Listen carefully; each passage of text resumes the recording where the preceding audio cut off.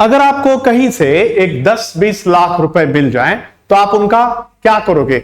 Hypothetical question आप इसको मान सकते हैं, लेकिन अगर इसको आप हाइपोथेटिकल क्वेश्चन ना मानकर एक प्रैक्टिकल क्वेश्चन मानकर आंसर देने की कोशिश करेंगे तो ज्यादा बेटर रहेगा। मैं आपको 4 ऑप्शंस देता हूं। एक तो आप गोल्ड में इन्वेस्ट करो, एक तो आप रियल एस्टेट्स में इन्वेस्ट करो, तीसरा हो सकता है कि आप कोई एफडी विफडी करा लो बैंक में, या फिर आप चौथा आपके स्किल डेवलपमेंट पे, आपके लर्निंग पे, आपके एजुकेशन पे ये पैसा इन्वेस्ट करो। तो 90% ऑफ द लोग इस बात को, मतलब इस बात का अनुकरण नहीं करते हैं और they do not really follow. जैसे 15-20 लाख रुपए आ गए तो लैंड में इन्वेस्ट कर देंगे, गोल्ड में इन्वेस्ट कर देंगे, शेयर मार्केट में इन्वेस्ट कर देंगे। और मैं ये नहीं बोल रहा हूं कि इन्वेस्ट आपको नहीं करना है, बट जो वीडियो में या फिर जो वीडियो हम बना रहे हैं वो रेंजिंग है 18 टू ऑलमोस्ट 35 स्टूडेंट, 35 के एज ग्रुप के लिए। देखिए बहुत सारी पॉसिबिलिटीज आपके पास होती है 18 से लेकर 35 तक की, जो 17 साल का एक अंतराल होता है। This interval of 17 years is a sufficient and adequate time that you should always spend on your learning skills. आप लर्न कीजिए। मान लीजिए इस 20 लाख का इन्वेस्ट करके अगर आप IIM चले गए, इंडियन इंस्टीट्यूट ऑफ मैनेजमेंट चले गए, और अगर आपने अपना MBA कंप्लीट कर लिया, तो आप जानते हैं कि आपका एनुअल पैकेज कितना होगा। अगर आपने कोई भी हो सकता है कि आप नीट क्रैक कर लिए, और अगर आपने एक पेमेंट सीट पे से ही 20 लाख पे अगर आपने मेडिकल कोर्स कर लिया, तो आप जानते हैं कि आप क्या लेवल पे चले जाएंगे। अगर आपने फॉरेन एजुकेशन के ऑप्शंस को एक्सप्लोर किया, तो आप जानते हैं कि आप किस लेवल पे चले जाएंगे। जितना आज आप इन्वेस्ट कर रहे हो, आपके लर्निंग के बाद आप सिर्फ वो 1 साल के अंदर पा सकते हो और जिंदगी भर आप पाते रह सकते हो, राइट? देखिए लास्ट एपिसोड्स में मैंने आपको बोला था कि आप ड्राइविंग सीखिए, आप ट्रैवलिंग कीजिए, और आप बहुत सारे ऐसी चीजें कीजिए जो आपकी पर्सनालिटी को एक्सप्लोर करे। आप फूड में इंटरेस्ट रखिए, आप म्यूजिक में इंटरेस्ट रखिए, राइट? आप स्पोर्ट्स में इंटरेस्ट रखिए। और मैंने आपको ऐसी कई सारी बातें बताई थी जिसके लिए आप प्रीवियस एपिसोड्स को रेफर कर सकते हैं।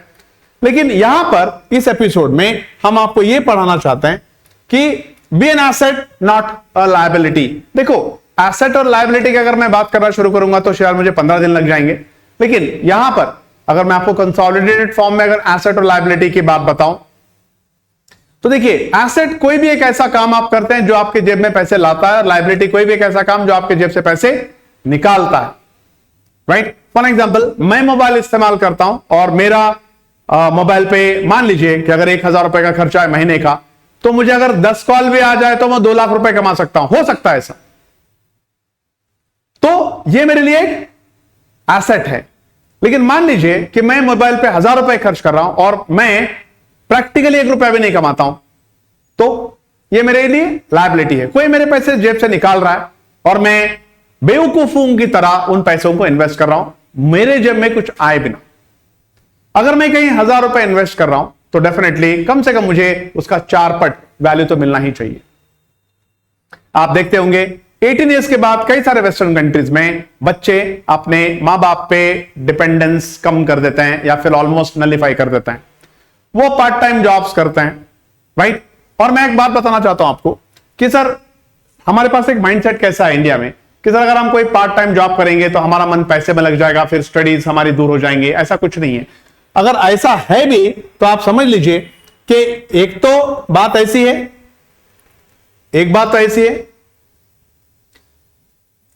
कि जनरली आप यूं समझ सकते हो, अगर आपको लगता है कि आप किसी काम करने से आपका मन पैसों में लग जाएगा या फिर आपका मन फिर स्टडीज में नहीं आएगा, तो इसका सीधा प्रॉब्लम है आपके एनालिटिकल स्किल्स से। आपके एनालिटिकल स्किल्स वेल डिफाइंड नहीं है। आप चीजों को प्रेफरेंस और प्रायोरिटीज के हिसाब से सेग्रीगेट नहीं कर सकते हैं, राइट? देखो जॉब की जगह जॉब रहेगा, पढ़ाई की जगह पढ़ाई रहेगी, राइट? आप दोनों को क्यों मिक्स करना चाहते हो, राइट? आप दोनों को क्यों मिक्स करना चाहते हो? मान लीजिए अगर आपका कोई मूड खराब है और आपके घर में आपको किसी ने डांटा या फिर आपके दोस्त का आपका झगड़ा हो गया है और उसके एग्जैक्टली 10 मिनट के बाद आप अपने ऑफिस में अपने बॉस के सामने बैठे हुए हो, तो क्या उस झगड़े का इन्फ्लुएंस, क्या उस झगड़े का प्रभाव आपके बॉस के सामने पड़ने दोगे? नहीं, क्योंकि आपको आपके माइंड को आप इस तरह से प्रिपेयर करोगे कि भाई जो झगड़ा मेरे अपने दोस्त के साथ हुआ या जो झगड़ा मेरा किसी फैमिली मेंबर से मेरी कोई अनबन हुई वो अपनी जगह है, यहां पर मैं अलग जगह पर हूं, मैं अपने बॉस के सामने हूं और यहां पर मैं बिल्कुल भी झगड़ा नहीं करूंगा।